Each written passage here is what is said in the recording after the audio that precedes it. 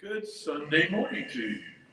I frequently speak of our small but mighty crowd. This may be our smallest, mightiest crowd, but we are very glad that you are here with us this Sunday morning at Presbyterian Church of the Covenant in Greensboro, North Carolina. Welcome to those who are watching online as well. Right up here somewhere you probably see a QR code. You can find out more about us. You can donate to help us afford to stay online. We certainly appreciate that. And of course, all the folks here, you'll find the offering basket in the back table as you come in or as you are leaving. We encourage you to find that today. We appreciate it very much. I'm going to just start with a scripture reading today rather than two readings. I'm going to have a few quotes that I'm going to start my message off with. And this is a relatively traditional reading for one of the Sundays immediately following Easter. You'll be familiar with this story, I suspect. I'm reading from the Gospel of John, chapter 20, verses 24 through 27. And I'm reading from the New Revised Standard Version and the updated edition of that. Hear now these words. But Thomas, who was called the twin, one of the 12, was not with them when Jesus came. So the other disciples told him, "We have seen the Lord." But he said to them, "Unless I see the marks of the nails in his hands and put my finger in the marks of the nails and my hand in his side, I will not believe." A week later, his disciples were again in the house and Thomas was with them. Although the doors were shut, Jesus came and stood among them and said, "Peace be with you." Then he said to Thomas, "Put your finger here and see my hands. Reach out your hand and put it into my side. Do not doubt, but believe." May we add knowledge and understanding to the reading of these words.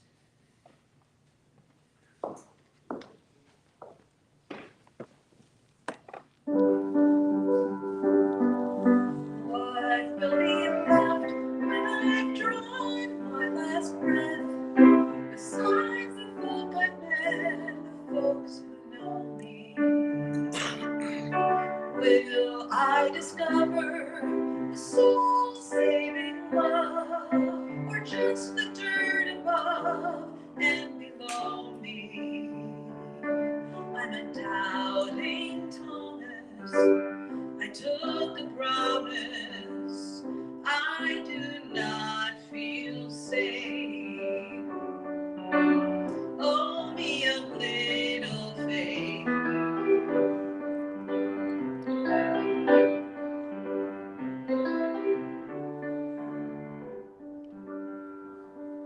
Sometimes I pray for a slap in the face, then I beg to be spared, 'cause I'm a coward.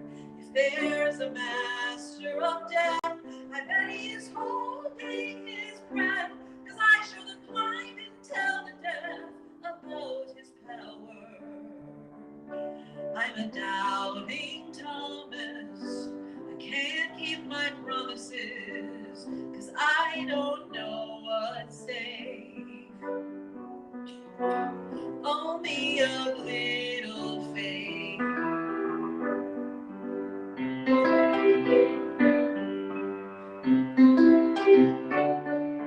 Can I be used to help others find truth when I'm scared of my proof that it's a lie?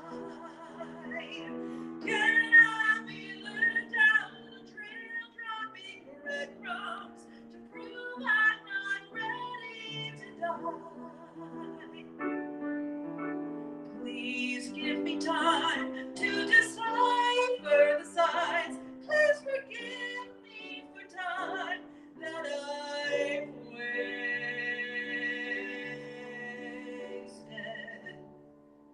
I'm a doubting Thomas. I'll take your promise, though I know nothing's safe.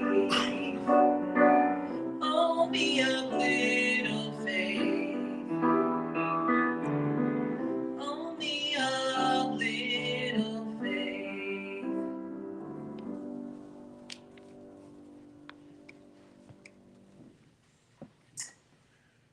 My message this morning is entitled A Rational Faith. So, like I mentioned, I want to start today by sharing several quotes with you. Two are from folks who were believers, and two are from folks who were not. Each of them are folks that I respect. I'm sharing these quotes with you because I believe that they each point to the same core belief that I'm trying to address today. The first is from Blaise Pascal, who once said, "Men never do evil so completely and cheerfully as when they do so from a religious conviction." Martin Luther King Jr. said, "Faith is taking the first step, even when you don't see the whole staircase."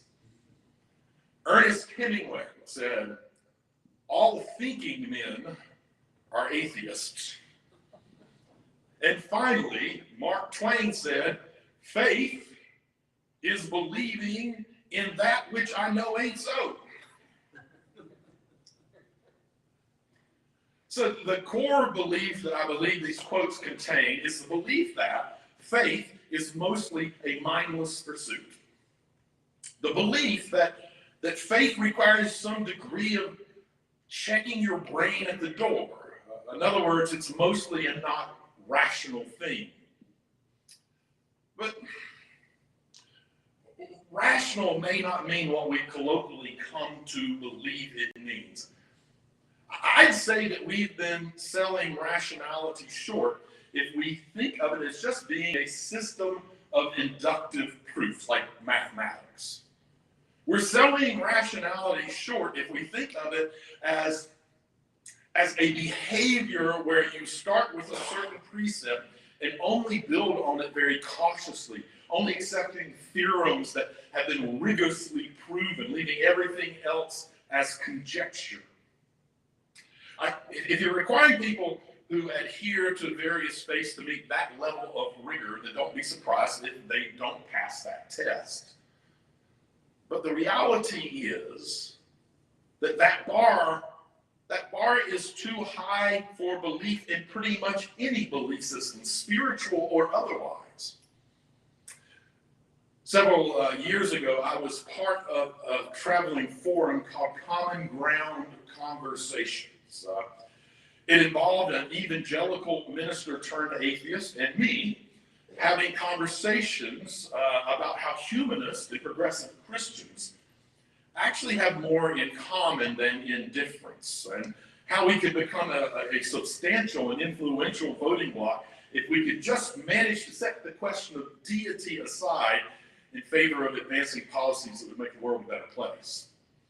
Inevitably, despite our best efforts, during the question and answer portion of the gathering, someone would bring up the question of deity. One such question was something like this: how can an atheist say that they know for sure that God doesn't exist? Well, as my co-host would say, the fact of the matter is most rational atheists would concede that it is true that they don't know that God doesn't exist in quite the same way that they know for a fact that Newton's third law of motion is true, but that they are still perfectly justified in claiming that moniker of atheist. After all, I mean, most of us, for a kind of silly example, don't believe that there's life on the planet Saturn. Microbial maybe, whatever. But the reality is that most of us also don't have any hands-on proof of that. Still, I would venture to guess that not one of us would try to claim that we are agnostic about the concept of life on Saturn. We most likely come down on the side that there is no life on Saturn. And I'd also venture to guess that most of us would consider that very rational behavior, despite lacking hands-on belief or knowledge. You see, as I hinted when we began, rational belief is not just a system of inductive proof. Rational belief is also theories that you favor based on evidence that you have. I'm going to repeat that. Rational belief is also theories that you favor based on the evidence that you have. It is the reality that you would bet on if you found yourself in a position where you needed to. It includes a lot of beliefs that are more working hypotheses, like the Saturn one, than proofs. Healthy faith can be understood the same way. For some people, their belief system can actually be their best working hypothesis as they delve into questions of morality and creation and humanity and any other number of considerations. It's not that they've arrived at a decision about a faith that they are 100% confident about, as much as it is that the decision is their best hypothesis. And again, like in our Saturn example, for most folks, it would be a bit of a misnomer to claim to be agnostic, even though they aren't 100% certain. A Berkeley law professor, Laura Buchak, is an expert in decision theory and a philosopher of religion. So as an expert in decision theory and a philosopher in religion, she is in a somewhat unique position to look at the question of faith and rationality. She points out that people commonly treat faith as something stronger than belief, as something that maintains despite evidence to the contrary. But Buchak argues that there is a sense in which faith actually goes beyond evidence, but that it doesn't require believing something more strongly than the evidence suggests. Instead, she describes the faith as a commitment to acting as if some claim is true without first needing to examine additional evidence that could potentially impact the claim, like in our example of Saturn. Now, if you understand this perspective, Buchak gives this scenario. This is a quote. If a man has faith that his spouse isn't cheating, this seems to rule out his hiring of a private investigator, opening her mail, or even striking up conversation with the boss to check that she was really working late last night. That is, it rules out conducting an inquiry to verify that the spouse isn't cheating. If he does any of those things, then she can rightfully complain that he doesn't have faith in her. End quote. The reality is that even if he couldn't be 100% sure that she'd been faithful, he still should have enough evidence to rationally have faith in her.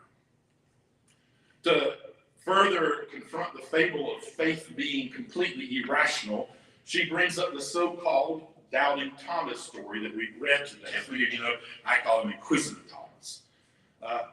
Thomas asked to put his hands in Jesus' side to verify that he has been resurrected in the flesh.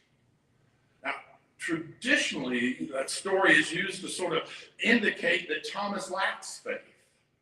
And in that way of understanding the story, it's basically trying to teach that faith requires a willingness to act as if something is true, while also refraining from gathering evidence for the purpose of checking whether it's true, even if you are no longer certain that it's true. But honestly, I mean, who in their right mind would agree to living life that way? I mean, when you are uncertain of something, isn't it always better, not to mention more interesting, to have more evidence rather than less evidence? Pulling from her work in decision theory, rational choice theory, and even mathematical determination, Buchak comes to the conclusion that yes, indeed, faith can be rational. She says that for faith to be rational, a basic precondition first needs to be met. It must be the case that you think a claim is sufficiently likely and the actions it supports sufficiently beneficial that the expected utility of acting on that claim outweighs the expected utility of not doing so. I'll say that one more time and a little more slowly. It must be the case, she says, that you think that a claim is sufficiently likely and the action it supports sufficiently beneficial that the expected utility or use of the act on the claim outweighs the expected utility of not doing so. So, for example, if you assign a higher utility to a marriage in which both partners are faithful than to one in which one of the partners cheats, and this is an important piece of her hypothesis, and you have a reason to believe that your partner is faithful, then the expected utility of being faithful yourself can outweigh that of not doing so. Now, believe it or not, Buchach's arguments for how faith can be rational get even more difficult to follow than those points. But the conclusions aren't that difficult to summarize. Basically, faith will be more likely to be rational when you begin with data for the question in claim, when you begin with data for the claim in question, in contrast to believing a claim just for the sake of believing the claim.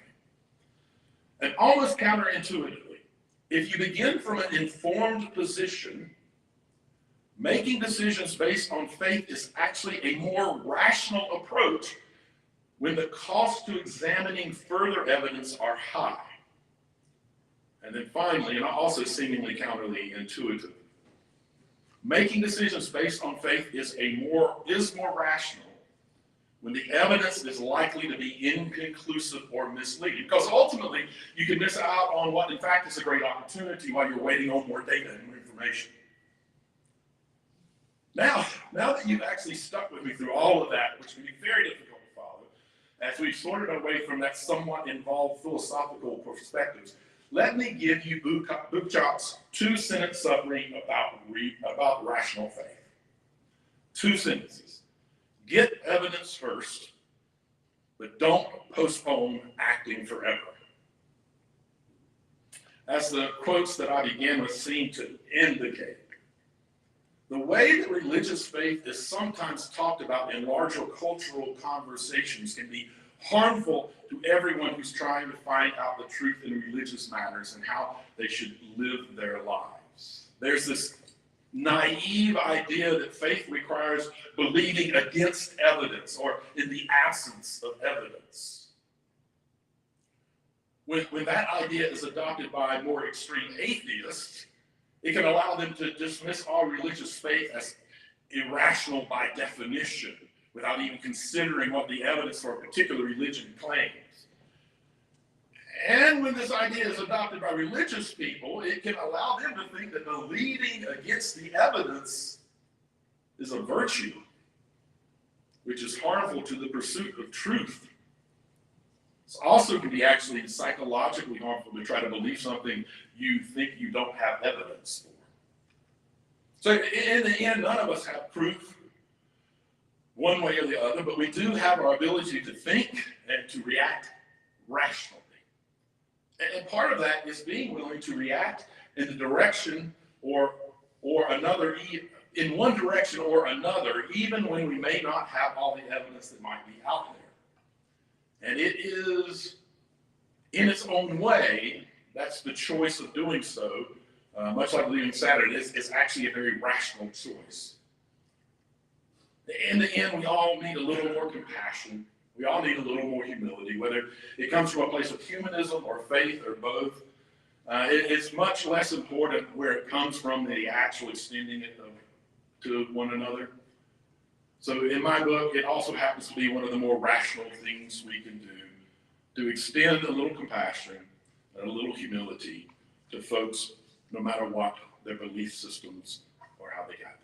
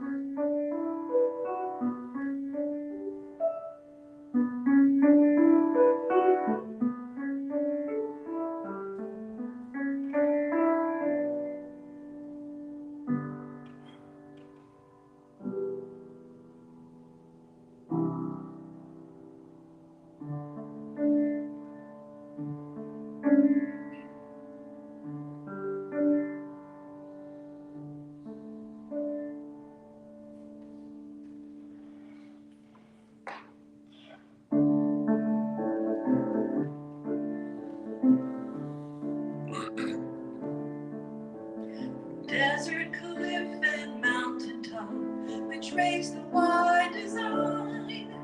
Strike, slip, fault, and overthrust, and sin and anticline. We gave upon creation where erosion makes it known, and count the countless aeons in the bending of the stone. On long vanished creatures, and their tracks and shells are found, where truth has left its sketches on the slate beneath the ground. The patient stone can speak, but if we listen when it talks, humans wrote the Bible, God wrote the rocks.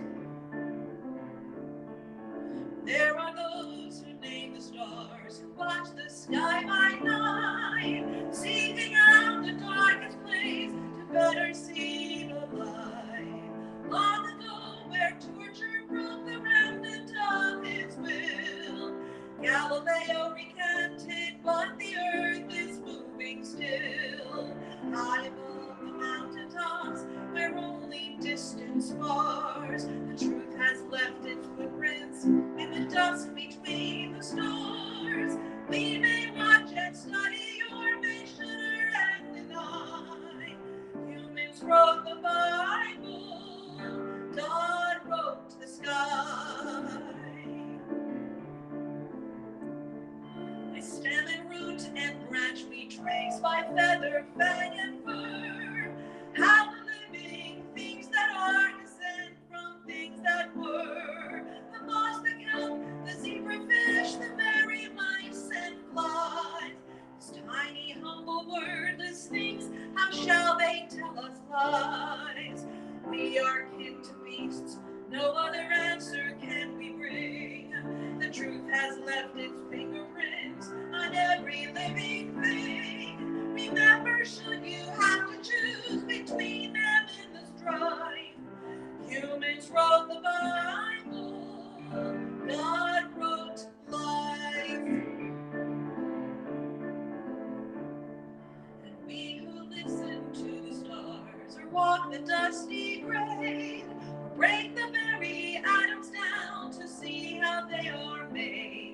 or study cells or living things, seek truth with open hand. The profoundest act of worship is to try to understand. Deep in flower and in flesh, in star and soil and seed, the truth has left its living word for anyone to read. So turn and look where best you think the story is unfurled. Humans wrote the Bible, God wrote the world.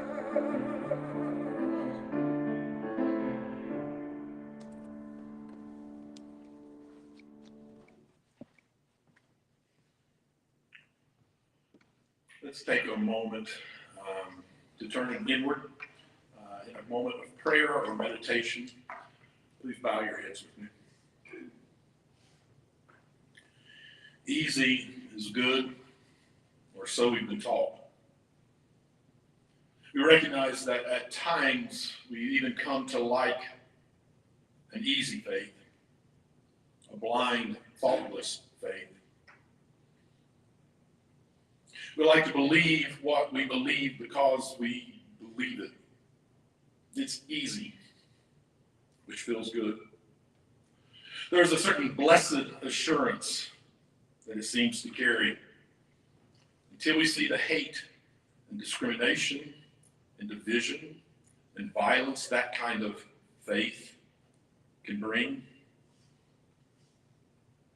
We hold up to the light of Jesus' teaching. That kind of faith rings false. When held up to the light of Jesus' teaching, that kind of faith rings false and shallow. The emperor's clothes of Christendom. We long for a faith which matches the depths of our love. It may be that our very real and very deep love is the exact reason we so readily cling to a faith that feels equally deep, even when it is blind. May we learn to be investigators of our faith. May we be challenged to grow deeper in relationship, deeper in faith through an inquisitive faith, through knowledge, and through a more informed understanding. May we celebrate those who ask questions, who come at thoughts on faith from new perspectives, as they challenge us to grow even closer to each other and to creating a more loving world for all people. Amen. See this blessing. May you walk in harmony with each other and with creation, knowing that we are one.